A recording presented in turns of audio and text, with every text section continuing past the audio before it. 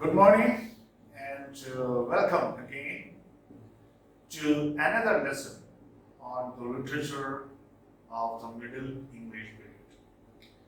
Today we will be looking at some of the important contemporaries of Geoffrey Chaucer. And these contemporaries, their names and their works are quite important from the examination point of view, both for your MA entrance and for net JRF. The first prominent contemporary of Chaucer was William Langland, or known as also by the name Langley. Okay. His famous work is perhaps Piers the Plowman. It is an allegorical narrative poem written in the tradition of dream vision, very important for your exam. Again, very important for the exam. It is written in West Midland dialect. Quite a number of famous poems during the Middle period were written in different dialects. Please be very careful about those dialects. It deals with the social and spiritual predicament of the people of the late 14th century England. The underlying theme of this poem is the corruption, the vices, the evils, that were rampant in the church those days. Church as an institution was deep in corruption those days, and this finds expression in this famous poem of William Langland. And he praises the common people in the poem, the farmers, the peasants, the common folks, as they are called. Their virtues are glorified in the poem, whereas the corruption of the church and the church leaders, the clerical class, is being satirized or criticized, attacked vehemently. As I have already said, it satirizes secular and religious figures, driven by greed, avarice. Next one, very important one on our list, is John Gower. We don't know whether he was born exactly in 1352. That's why a question mark. A year earlier or later, we don't know. His important work, Speculum Meditatis, Mirror of Meditation, written in French, very important from the examination point of view. Okay, this is very important. You must know a question can be asked in what language this particular poem is written. It is written in French. Oh my God, it is of 29,945 line length. My Jesus. These people, what fertile imagination, what fertile creative imagination they had. In iambic, syllables, 8 syllables. Iambic, now you are familiar. It is composed of 12 line stanzas. A stanza consists of 12 lines. Major theme of the poem is man's salvation. How man can achieve his salvation. How man can reach his heaven to his Creator and enjoy life eternally. The poem opens with the description of the devil's marriage. Devil also gets married, not to one, to the 7 daughters of sin. Who are the daughters of sin? It's there for you. Sloth means laziness, envy, avarice, lust, physical passion, carnal passion, pride, wrath. Okay. As I said, Laureates, Platony, all those things, all these seven things that we are all, I think, prone to are the daughters of sin. So the poem opens with the devil's marriage with all these daughters. Excellent.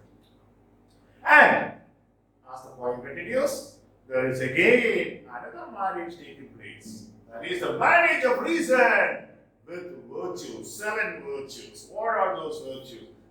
Excellent. Faith, hope, charity, fortitude, the capacity to suffer anything in your life, justice, that sense of justice, fairness, temperance, the ability to control your emotions, okay, or lead a moral life, and prudence, that jurisdiction that you're able to, not jurisdiction, that kind of, what do you call it, that sense of being able to distinguish or discern between what is right and what is wrong. Okay, prudence, or being cautious when you take, or means judicious judgment. That's what I wanted to say. Judicious judgment. Okay.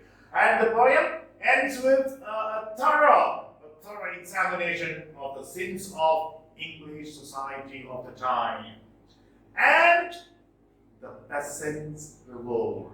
You know that? 1381. This happens, or this finds reference, allusions to many poems of the period. Okay. Next one.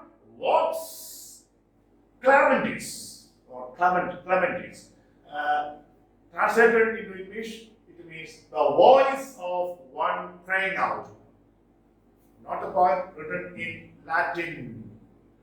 The first one was in French, this is in Latin. The poem owes so much to the Roman poet Ovid. Okay, here Dowry is indebted to Ovid. Okay, a lot of features of Ovid's poetry are borrowed.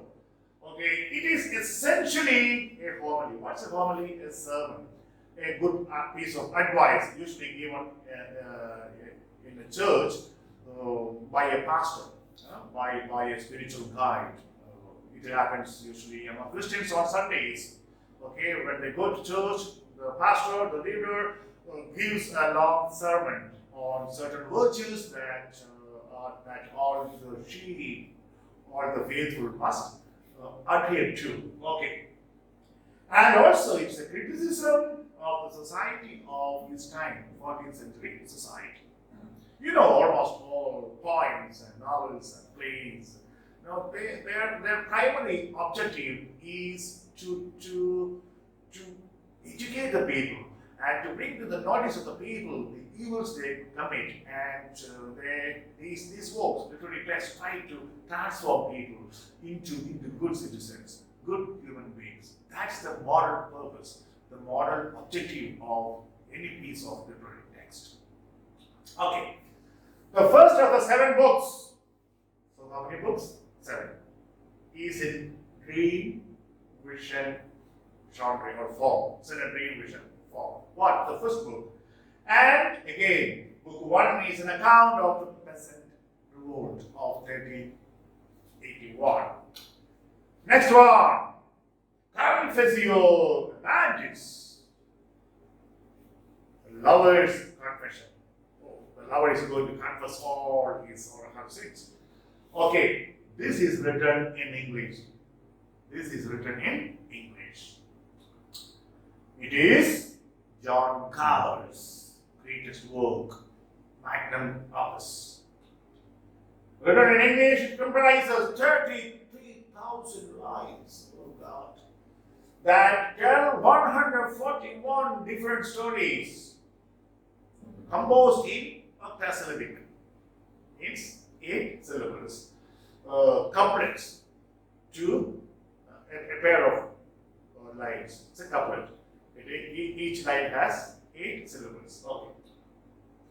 Essentially, it is a collection of exemplary tales of love, whereby Venus, the Roman name of the Greek goddess Aphrodite, you know how Aphrodite It was born, and she is the goddess of love and beauty.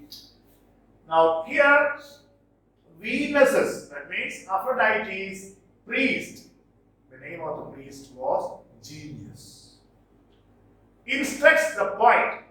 Here the poet is Amans in the art of both godly love, that is physical love, physical passion, mostly related to sex and etc., and Christian love, which is spiritual.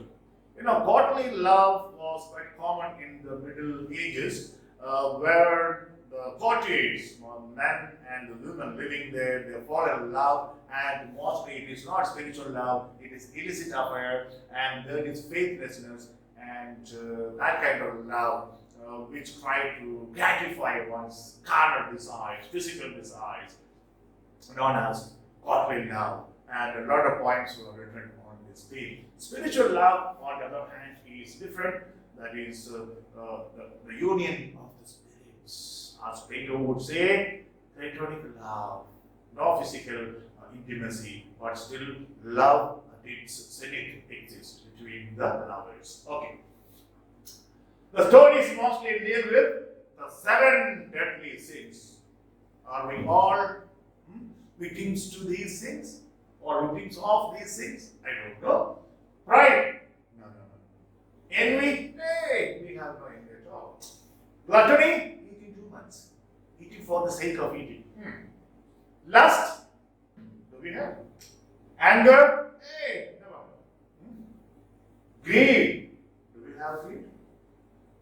I don't know. Sloth means laziness. Hey, you don't have that sin. I'm sure you're all very hardworking. Otherwise, you wouldn't be listening to me now. Now, these 7 deadly sins are presented through the form of a confession. By whom? By Amans to Aphrodite's or Venus's priest. Now, you know what confession? I think this is there only within the Roman Catholic Church, that a sinner goes to the priest and proclaims secretly, of course, all the sins that he has committed or she has committed, and the priest, in the name of God, absolves the person of all the sins, and from that moment he is actually fit to enter into eternal life in heaven until he commits another sin. Okay, don't commit more sins, then you have to go again for a confession. Anyway, this is for those of you who do not know what this confession means. I'm sure most of you know, because Kerala is a society where, almost all the major religions rub shoulder with each other and live. So they know each other's customs, beliefs, traditions, etc. Good, we are blessed. Okay. Another English work of John Calvin is In Praise of Peace.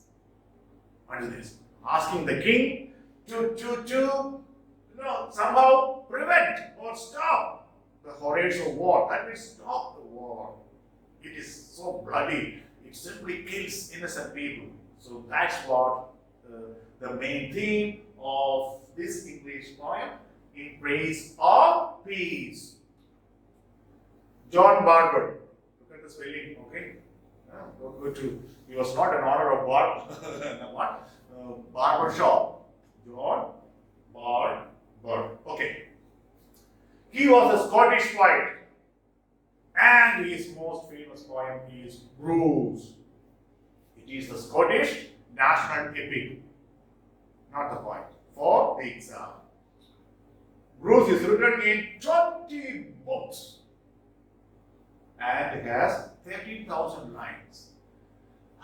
Great. Now, what is this?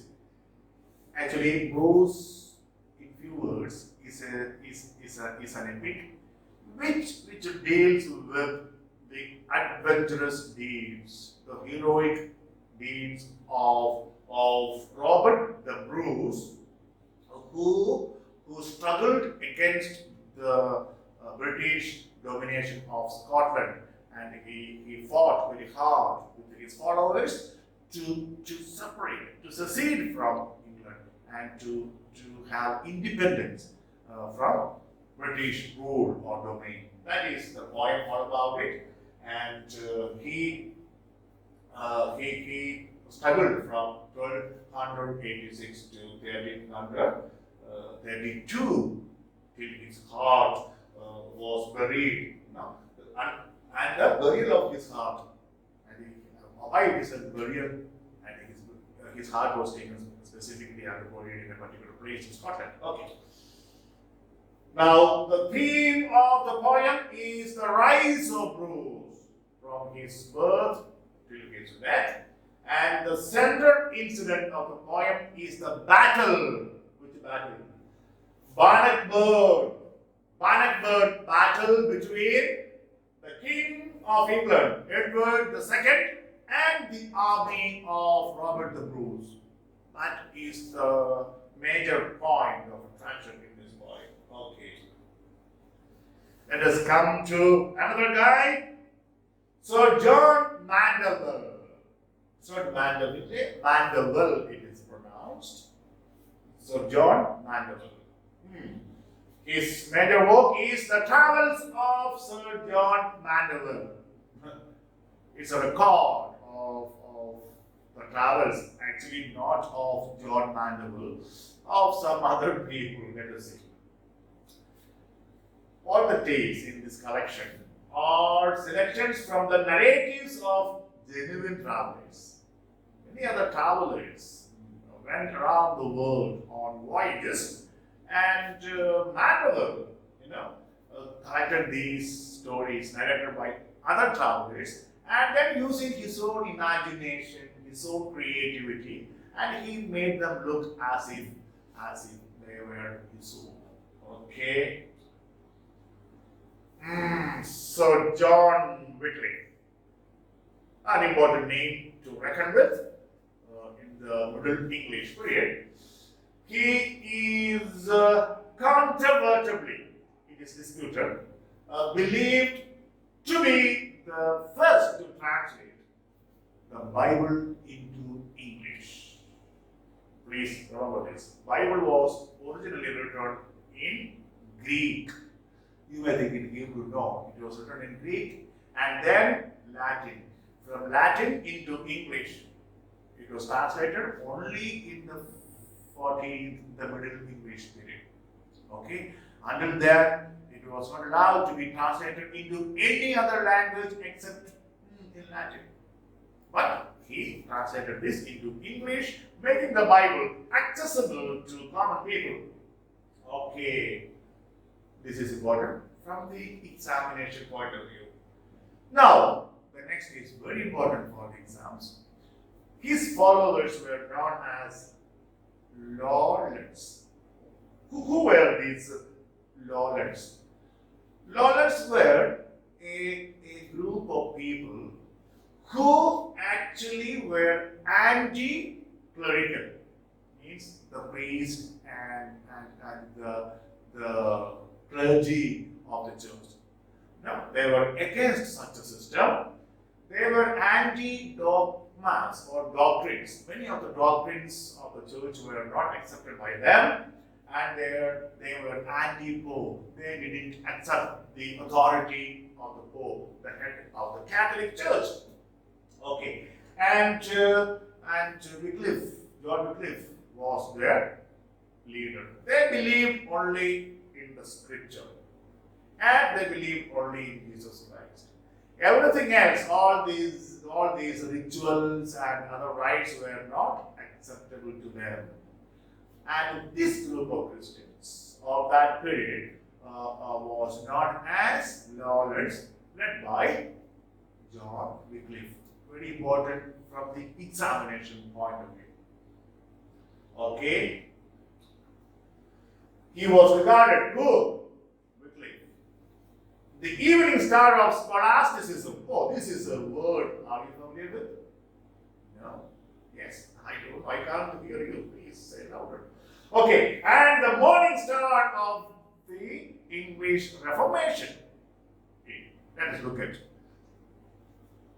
what these two terms are. Next, I don't answer what is scholasticism when some professors come into the class and talk about scholasticism. Now you must know what it is. Okay, this was the system of philosophy taught in the major universities in Europe based on Aristotelian logic and the teachings or the writings of the fathers of the church. Now, who are these fathers of the church? Those early leaders of the Christian church and those who contributed a lot to the church, and they also wrote a lot of books talking about Christ and Christianity and the dogmas and doctrines of the church. And they were regarded, and they are still regarded as the fathers of the church.